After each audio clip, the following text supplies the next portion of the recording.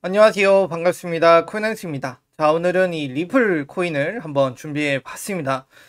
요즘 이제 리플 관련해서 내용들이 다시금 많이 나오고 있는데, 이제 소송이 좀 끝날 때가 된 것 같은데, 아직까지도 소식이 없다 보니까 이걸 기다리는 많은 사람들이 조금 걱정하는 부분들도 있고 지루해 하시는 부분들도 있는 것 같아요. 그래서 리플 관련 내용들을 준비해 봤으니까 영상 끝까지 시청 부탁드리도록 하겠습니다. 자, 어제 소비자 물가 지수가 발표가 되었습니다. CPI 발표가 있었는데, 자, 이 토탈 CPI 발표는 예측치인 3.1보다 낮은 3% 정도가 나왔고요. 그 다음에 변동성이 심한 식품이나 에너지 부분을 뺀 근원 소비자 물가 지수죠. 요것도 예측치가 5.0보다 낮은 4.8이 나왔습니다. 하지만 이렇게 좋은 인플레이션이 낮은 수치 하락에도 불과하고 이 BTC나 이더리움 그다음에 시장의 전반적인 분위기 자체가 조금 하방 압력을 조금 받고 있는 것 같아요. 자, 그 이유를 좀 설명을 드릴 텐데, 우선적으로 우리가 봐야 될 거는 근원 소비자 물가 지수와 소비자 물가 지수의 이 갭 차이라고 보시면 될 것 같습니다. 여기는 3.0, 여기는 4.8인데 1.8이나 차이가 나거든요. 아직 근원 소비자 물가 지수가 더 많이 낮아져야 된다라고 볼 수 있을 것 같아요. 자, 근데 이 갭을 메꾸려면은 시간이 필요하겠죠. 그리고 어떤 부분에서 더 하락이 필요할 거라고 생각이 됩니다. 디테일한 부분들을 제가 가져오지 않았는데 간단히 말씀을 드리면 이 근원 소비자 물가 지수에 사용되는 이 주거 비용 있죠. 부동산 관련해서 그 비용들이 하락은 하고 있지만 여전히 높은 수치를 나타내고 있다. 그래서 그 내용을 봤을 때 아직 주거 쪽으로 더 많은 개선이 필요하다. 자, 이 주거 쪽으로 개선이 필요하면 우리에게 필요한 건 뭐다? 시간이다. 그래서 사람들은 좀 많이 기대를 했던 것 같아요. 아, 이번에도 근원 소비자 물가지수가 좀 많은 하락을 보여주면서 이 소비자 물가지수와 근원 소비자 물가지수의 갭 차이를 좀 메꿔줄 수 있겠구나 라고 생각을 해볼 수 있었는데, 그 갭이 없어지다 보니까 갭 차이가 그대로 유지가 되다 보니까 사람들이 이제 걱정을 하기 시작을 한 겁니다. 아, 올해 금리 인상은 없겠구나. 금리 인상은 없겠구나 라는 얘기가 나오기 시작을 한 거죠. 그렇다 보니까 사람들이 아, 이러면 안 되는데 나는 올해 금리 인상까지 예측을 하고 좀 어느 정도 시장의 부흥을 바라봤는데 아니네 라는 내용들이 나오면서 하방 압력을 누르고 있는데, 사실 이 하방 압력 자체가 그렇게 오래 가지는 않을 거예요. 왜냐면 내용 자체는 좋기 때문이죠. 좋기 때문에 일시적인 하방 압력이고 사람들이 다시금 정신을 차려서 상방으로 끌어올릴 수 있는 힘들이 들어올 것이다 라는 거 알아두시면 좋을 것 같아요.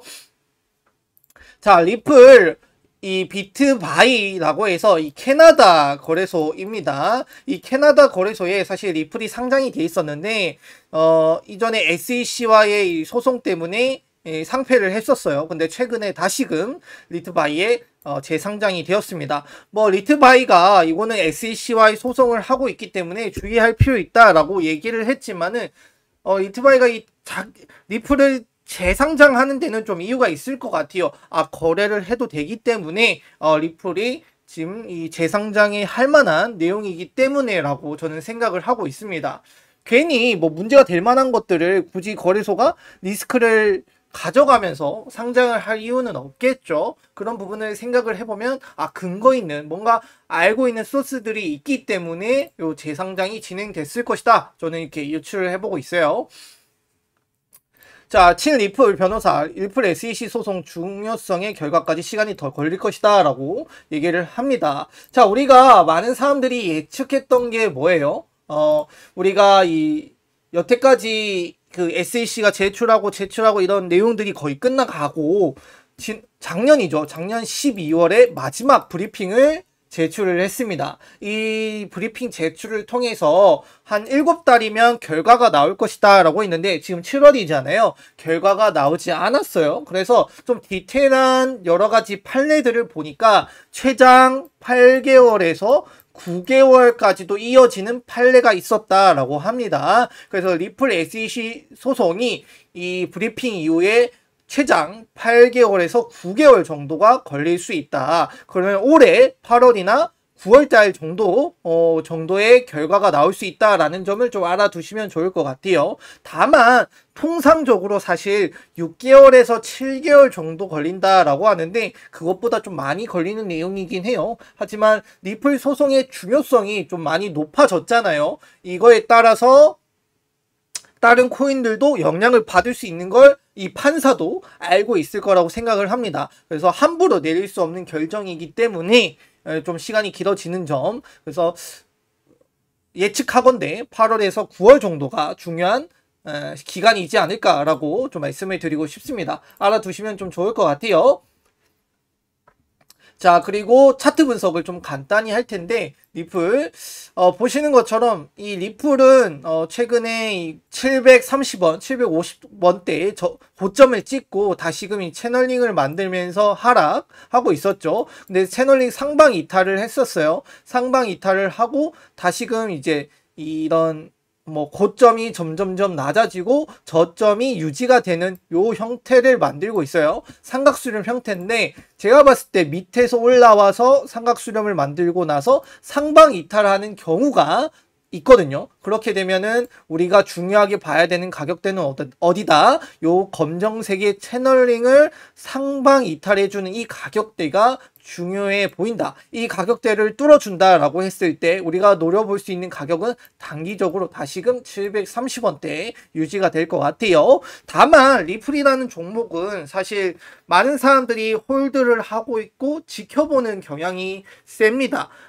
이 SEC와의 소송 결과에 따라서 이 분노 혹은 이 기다림 웅크렸던 이것들이 매수세가 터질 수가 있어요. 그 매수세를 고려했을 때 730원은 사실 저점이기도 해요. 우리가 노리는 가격들은 1000원대, 2000원대까지도 충분히 노려볼 수 있을 거라고 생각을 합니다. 결과에 주목하셔야 되고 현재 가격은 그렇게 크게 신경 쓰지 마세요.